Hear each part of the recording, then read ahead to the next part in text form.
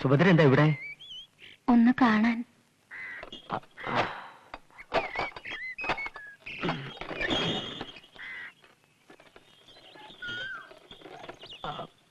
വരൂ. ഞാനിവിടെ ഒറ്റയ്ക്കാണെന്ന് അറിയാമായിരുന്നില്ലേ? എന്തേ ഇവിടം വരെ വന്നില്ല? രാജ്യകാര്യങ്ങളിൽപ്പെട്ട് ഞാൻ... വിഷയം മാറ്റണ്ട. എന്നെ ഓർത്തില്ല എന്ന് പറയാൻ മടിയുണ്ടോ?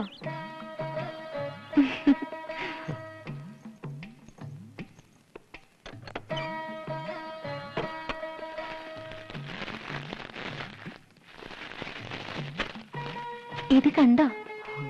ഇത് അങ്ങ് എനിക്ക് സമ്മാനിച്ച താഴമ്പൂക്കളെല്ലാം ഞാൻ സൂക്ഷിച്ചു. കാൽപ്പെട്ടികളിൽ, തലയണക്കടിയിൽ, പുതുവസ്ത്രം സൂക്ഷിക്കുന്ന പെട്ടികളിൽ, എവിടെയെല്ലാം. ഈ പൂക്കളുടെ ഗന്ധം എനിക്ക് എന്നും ആവേശമായിരുന്നു. എന്നെ മത്ത് പിടിപ്പിക്കുന്ന ഈ ഗന്ധം അനുഭവിക്കാതെ ഞാൻ ഉറങ്ങിയിട്ടേയില്ല. എന്റെ കിടക്കറ നിറയെ ഈ പൂക്കളുടെ സൗരഭ്യമാണ്. ഞാൻ ഇട്ടിരിക്കുന്ന വസ്ത്രങ്ങൾക്ക് ഈ സൗരഭ്യമുണ്ട്. എന്റെ ശരീരത്തിലും ഈ സൗരഭ്യമുണ്ട്. അത് ഇഷ്ടപ്പെടാത്ത ഒരാൾ, എന്റെ ഭർത്താവ്, എന്നെ ഉപേക്ഷിക്കാൻ കാരണവും ഇതാണ്. പക്ഷേ എനിക്കിത് കൂടിയേ തീരൂ. അയ്യോ, ഞാൻ ഇവനെ അല്പം സഹിച്ചോട്ടെ. അതിനെന്റെ സമ്മതം വേണോ? ഇവിടത്തേക്ക് ലഹരി നോക്കുമ്പോഴാണ് ഒരെടുപ്പ്.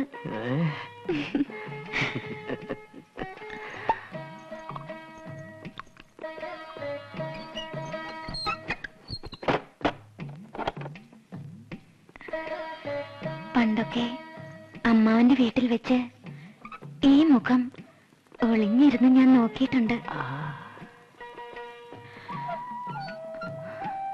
ലഹരി മൂത്ത ഈ കണ്ണുകളിലേക്ക് നോക്കിയിരിക്കാൻ കൊതിയായിരുന്നു. ചിലപ്പോ അങ്ങ് ഓടി വന്ന് കെട്ടിപ്പിടിക്കാൻ തോന്നിയിട്ടുണ്ട്. അയ്യോ, ഇത്രയും കാലം ഞാനിത് മനസ്സിൽ വെച്ചു. ഇനിയും എനിക്ക് നടക്കാൻ വയ്യ.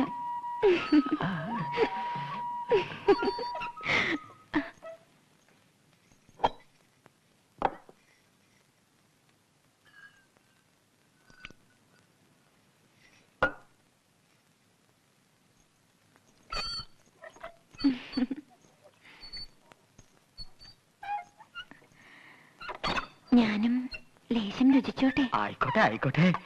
രണ്ടാളും സേവിച്ചാൽ ഒടുവിൽ ഒരുമിച്ചൊരു രസത്തിലെത്തും. അല്ലെങ്കിൽ വേണ്ട, അങ്ങ് കഴിച്ചാ മതി. ഇന്നത്തെ ദിവസം അങ്ങയുടെ മാത്രമാണ്.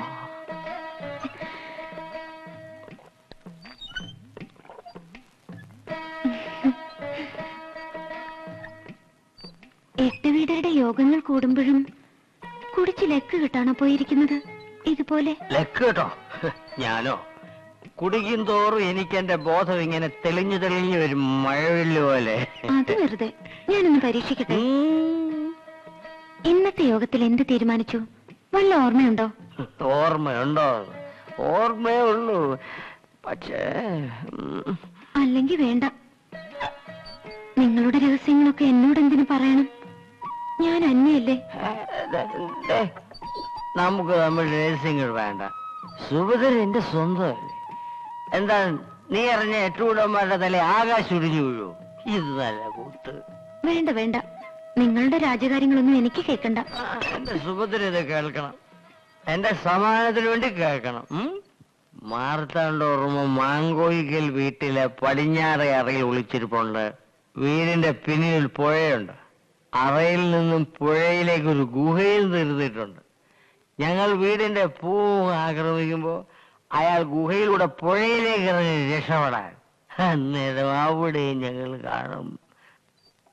അവിടെ വെച്ച് ഞങ്ങൾ അയാളെ കൊല്ലും. ഉറപ്പാ.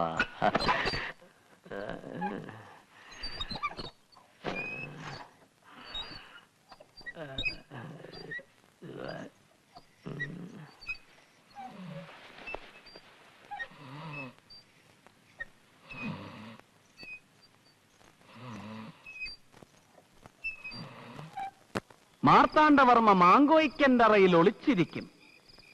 അറയിൽ നിന്ന് പുഴയിലേക്കൊരു ഗുഹയുണ്ട്. അന്നേരം ഞങ്ങൾ അവിടെ കാണും. ഞങ്ങളും കാണും.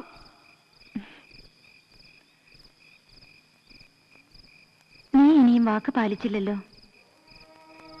എങ്ക മണക്കാട് മുക്കിലൊരു കൂടാരം കണ്ടേൻ, ഉനെ കൊണ്ടവനെ നാനങ്ക കണ്ടേനടി, കണ്ടും കാണാമൽ വന്നേനടി. എങ്ക മണക്കാട് മുക്കിലൊരു കൂടാരം കണ്ടേൻ, ഉനെ കൊണ്ടവനെ നാനങ്ക കണ്ടേനടി, കണ്ടും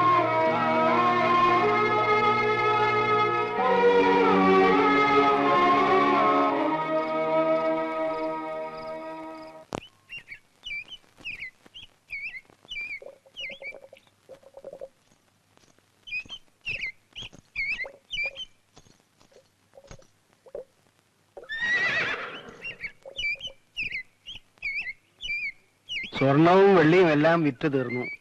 ഒന്നും ഇവിടെ ബാക്കിയിരിപ്പില്ല. ചാലയിലോ മണക്കാട്ട് മുക്കിലോ ചെന്നാ എന്റെ മക്കൾ അവിടെ കാണും. കയ്യിലുണ്ടെങ്കിൽ തരും.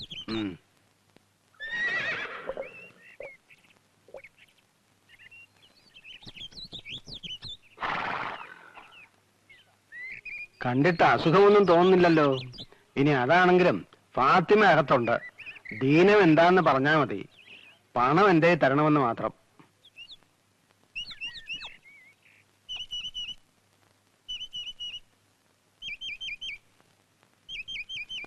സുഭദ്ര,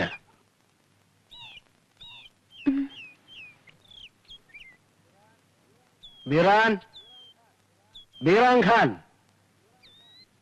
അകത്തേക്ക് ചെല്ല്.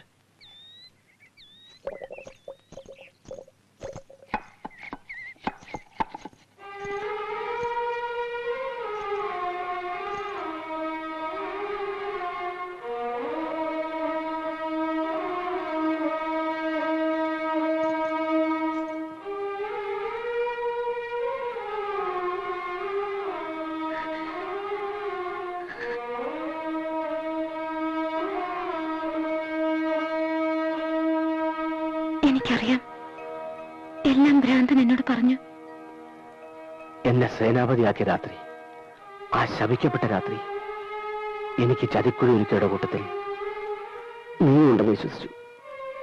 ഞാൻ മരിച്ചു എന്ന് കരുതി അവരാക്രോശത്തോടെ മടങ്ങിയപ്പോ മനസ്സിനും ശരീരത്തിനും നിറയെ മുറിവുകളുമായി ഒടുങ്ങാത്ത പകയുമായി ഞാൻ എന്നെ ഹക്കീം സാഹിബിനെ സമർപ്പിച്ചു. പിന്നങ്ങോട്ട് വ്യത്യസ്തമെങ്കിലും എല്ലാം പൊരുത്തപ്പെട്ടു. എല്ലാം തിരിച്ചറിഞ്ഞപ്പോ സാരമില്ല, ഇനി എന്റെ കാത്തിരിപ്പ് അവസാനിക്കുമല്ലോ. ഓരോ രാത്രിയിലും കുടമണി ഒച്ചയ്ക്കായി കാതോർത്ത് കിടന്നു. വരും രാത്രികളിൽ ഇനി അത് വേണ്ടല്ലോ. എന്തൊക്കെ കൊതിച്ചു.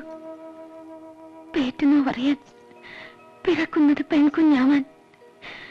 നോക്കുമോളെ നിന്റെ അച്ഛൻ എന്ന് ഉറക്കെ ഉറക്കെ വിളിച്ചു പറയാൻ. വേണ്ട, മോഹങ്ങൾ എനിക്ക് വിധിച്ചിട്ടുള്ളതല്ല. ഒരു നോക്ക് കാണാതെയാണ് ഞാൻ മരിച്ചു പോയതെങ്കിൽ ഈശ്വരൻ എന്നോട് കരുണ കാട്ടി. മതി, ഇത് മാത്രം മതി.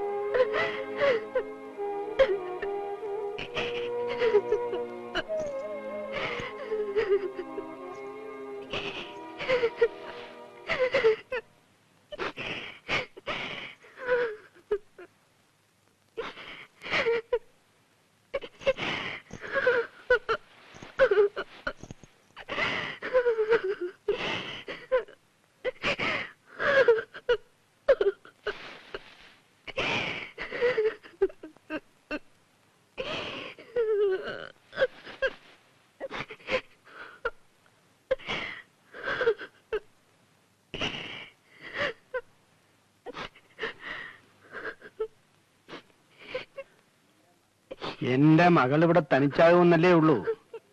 ഒരു തെറ്റും ചെയ്യാത്ത നിങ്ങളെ വ്യസനിപ്പിക്കുന്നത് പടച്ചോന് നിരക്കൂല. ഒരിടത്തും തങ്ങാത്ത ഞങ്ങളുടെ യാത്രയിലെ പുതിയ കാഴ്ചകൾ കണ്ട് ഫാത്തിമയെല്ലാം മറക്കും. പടച്ചോൻ അവൾക്ക് തുണയാവും.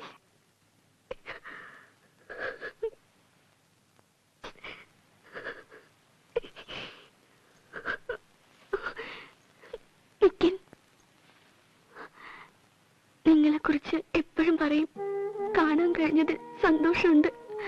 വാപ്പ പറഞ്ഞത് കേട്ടില്ലേ, പൊയ്ക്കോളാൻ. എനിക്കൊരു സങ്കടമില്ല. ഒരാളെ ചൊല്ലി രണ്ടുപേർ കരയണ്ട.